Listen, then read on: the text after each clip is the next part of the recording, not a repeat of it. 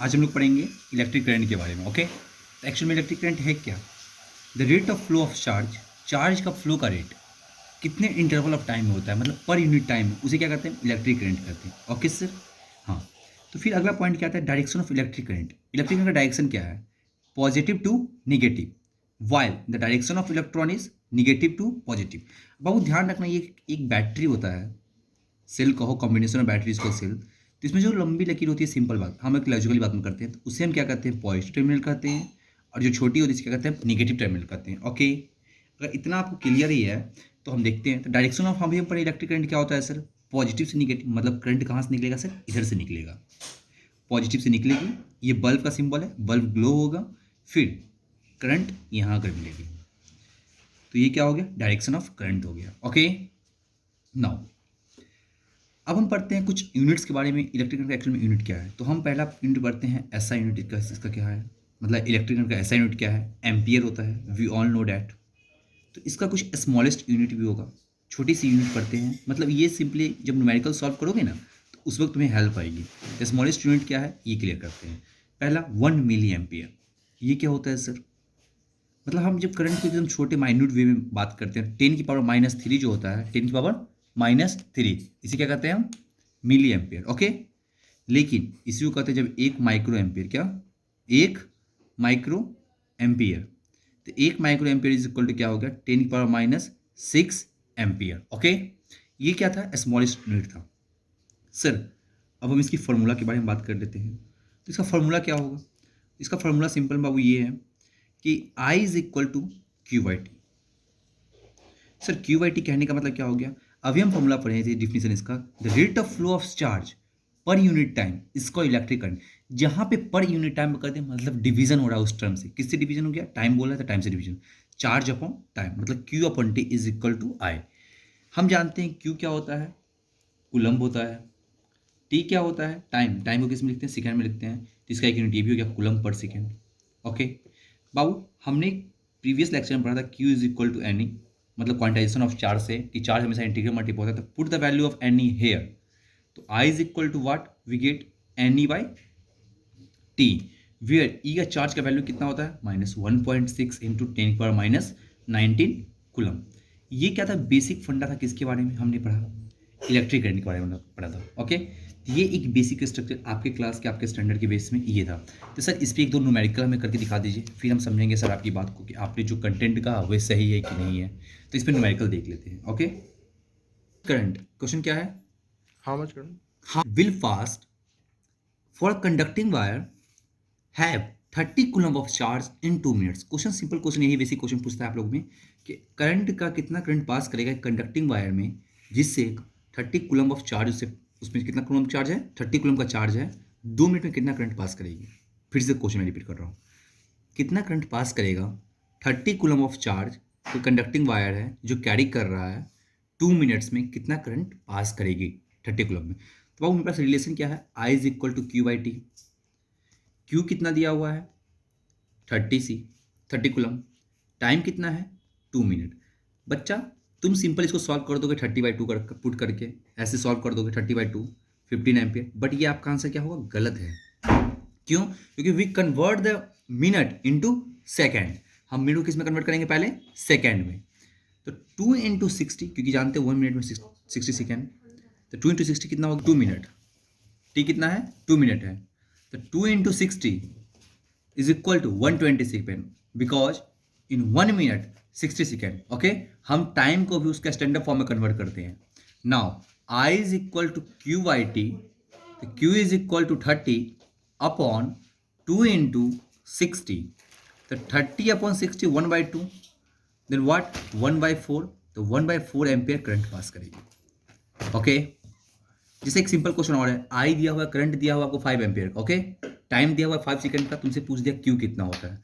तो रिलेशन क्या होता है? आई इज इक्वल टू क्या होता है? Q by T. तो इसे क्यू हम क्या लिख सकते हैं? क्रॉस मल्टीप्लाई करके, Q is equal to I T, I into T, where I refers to the current and T refers to the time.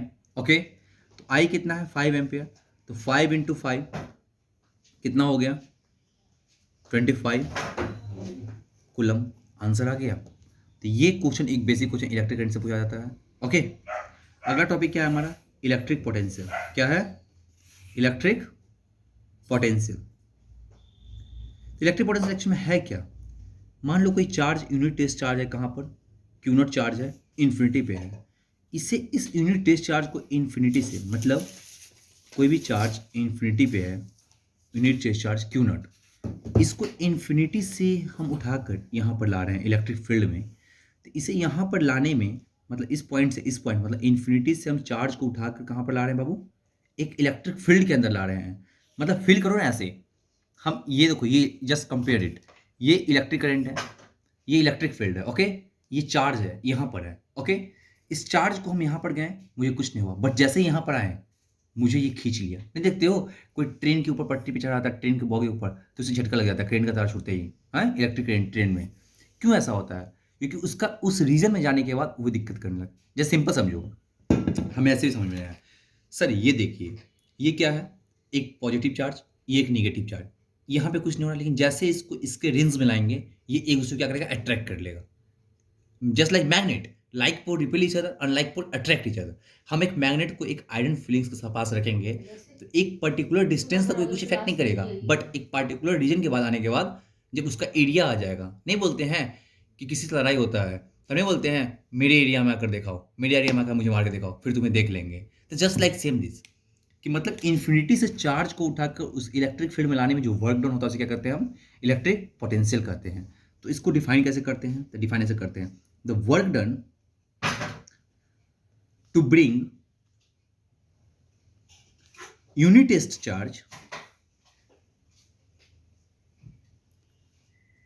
from infinity to a point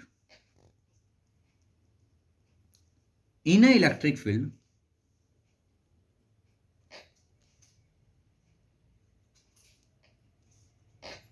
is called electric potential. Okay, कर रहे हैं, the work done to bring unit test charge from infinity to a point in a electric field is called electric potential. Okay, now sir ये चीज़ तो ठीक है, लेकिन इसका हम फॉर्मूला डिफाइन कैसे करेंगे सर? इसका फॉर्मूला बाबू ये होता है, V refers to the electric potential. V से हम क्या दिखाते हैं बाबू? इलेक्ट्रिक पोटेंशियल दिखाते हैं, okay. V refers to the electric potential, तो V is equal to W by Q, where W is equal to work done and Q तो आप सब अच्छे से जानते हो क्या होता है Q? Coulomb, okay.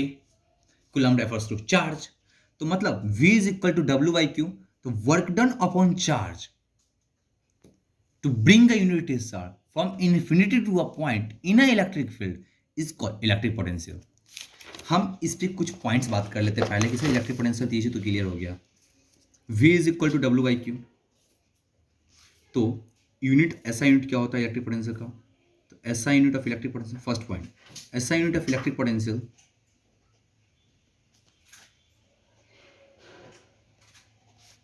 Is volt. क्या होता है? वोल्ट होता है। कभी कभी क्वेश्चन आप में आता है, 1 एम्पियर को मैंने डिफाइन किया, फिर करता हूँ थोड़ी देर में 1 एम्पियर को डिफाइन। तो 1 वोल्ट क्वेश्चन ऐसे बहुत पूछ देगा कि 1 volt 1V is equal to 1J upon 1C। हम 1 वोल्ट को ऐसे डिफाइन करते थे, पूछ दिया क्वेश्चन क्या पूछेगा, व्हाट इज 1 वोल्ट? 1 वोल्ट क्या होता है? तो 1 वोल्ट को हम ऐसे सिंपली डिफाइन कर देंगे, the 1 joule of work, the 1 joule of work is done to bring 1 coulomb of charge from infinity to a point in electric field, in electric field. मतलब 1 जूल का वर्क करना 1 coulomb of charge को infinity से किसी point पे लाना। Sir बोलो sir ये 1 जूल क्या है? तो बाबू जूल जो है यूनिट ऑफ वर्क है। यूनिट ऑफ वर्क क्या होता है बाबू? जूल होता है। अगर 9th में आप पढ़े होगे तो यूनिट ऑफ वर्क क्या होता है? जूल होता है, okay. And unit of charge अभी हम पढ़े थे क्या होता है? यूनिट ऑफ चार्ज कुलम्ब होता है। क्या होता है? कुलम्ब। ओके, तो V is equal to W by Q, लिख सकते हैं इसको J बाई सी, मतलब जूल पर कुलम्ब। ये भी एक यूनिट आ गया। एक यूनिट तो ऐसा यूनिट हम जानते हैं वोल्ट होता है, एक यूनिट ये भी हो गया जूल पर कुलम्ब। ओके, नाउ सर और कुछ यूनिट इसका होगा सर? तो हाँ, चेक करते हैं, चेक करो। अब इसको हम इतना ब्रेक कर देंगे। वर्क क्या होता है? डब्ल्यू क्या होता है? एफ इंटू एस होता है, फोर्स इंटू डिस्प्लेसमेंट। तो F into S upon Q. तो एफ इंटू एस अपॉन, हम जानते हैं डब्ल्यू क्या होता है? F into S. F into S upon Q. Okay sir, force का यूनिट क्या होता है? न्यूटन। एस मतलब डिस्प्लेसमेंट, डिस्प्लेसमेंट का यूनिट क्या होता है? मीटर। और क्यू मतलब क्या होता है? न्यूटन मीटर पर कुलम। ये भी एक यूनिट हो गया वोल्ट का। और यूनिट निकालें? यस सर, आप निकालिए सर, आप कुछ भी कर सकते हैं, तो करो। एफ इंटू एस अपॉन, हम जानते हैं आई इज इक्वल टू क्या होता है? Q I T. तो क्यू इज इक्वल टू क्या होगा बच्चा? आई बाई टी। पुट कर दें यहाँ पे आई बाई टी। एफ मतलब न्यूटन, एस मतलब मीटर। यहाँ पे एस मतलब सेकेंड मत समझना, यहाँ एस मतलब क्या बाबू? मीटर है। Okay, here S refer to the displacement. ये हम क्लियर कर रहे हैं पहले, ऐसा नहीं कि एस मतलब सेकेंड समझ लेना। Okay, newton metre. फिर से ये आई क्या है? आई मतलब करंट। करंट का क्या होता है? A ampere. एम्पियर। और टी मतलब सेकेंड, एम्पियर सेकेंड। ये भी यूनिट हो गया। एक यूनिट का, एक कॉन्सेप्ट का मैंने इतनी सारी यूनिट पढ़ लिया। कौन कौन सा यूनिट पढ़ लिया? मैं एक बार फिर से अच्छे से लिख देता हूँ यहाँ पे, सारा चीज़ आपको क्लियरिफाई कर देता हूँ। ठीक है, देखते हैं। तो unit of potential electric potential, तो यूनिट ऑफ इलेक्ट्रिक पोटेंशियल का क्या है? क्लियर करते हैं। फर्स्ट क्या होगा? वोल्ट, मैंने पढ़ता है, ऐसा यूनिट हो गया। फिर क्या होता है? V is equal to W by Q formula है, तो joule per coulomb. Okay, second. Third मैंने क्या पढ़ा? W is equal to F into D होता है, मतलब फोर्स इंटू डिस्प्लेसमेंट। पुट कर दिए उसमें, तो V is equal to F into D upon Q, तो न्यूटन मीटर पर कुलम। फिर हम क्या किए? I is equal to Q by T होता है, तो Q इज इक्वल टू मैंने पुट कर दिया I इंटू टी, तो मैंने यहाँ पर रख देता हूँ V is equal to F into D upon I into T. ये क्या होगा? Newton metre ampere into time. That's all about the, do you need? No. Okay, that's all about the basic unit. हम जो charge को carry कर रहे थे infinity से, तो ये ध्यान रखना, एट इन्फिनिटी, इन्फिनिटी पे इलेक्ट्रिक पोटेंशियल क्या होता है? Is zero. इलेक्ट्रिक पोटेंशियल क्या होता है? जीरो। तो at centre of the earth, earth के सेंटर पे भी क्या होता है? At centre of earth electric potential is zero. तो सर ये होता क्या है एक्चुअली, फिर होगा कहाँ पर ये? इसका 21 तरह का क्वांटिटी है, ये भी क्लियर कर लेते हैं। तो इलेक्ट्रिक पोटेंशियल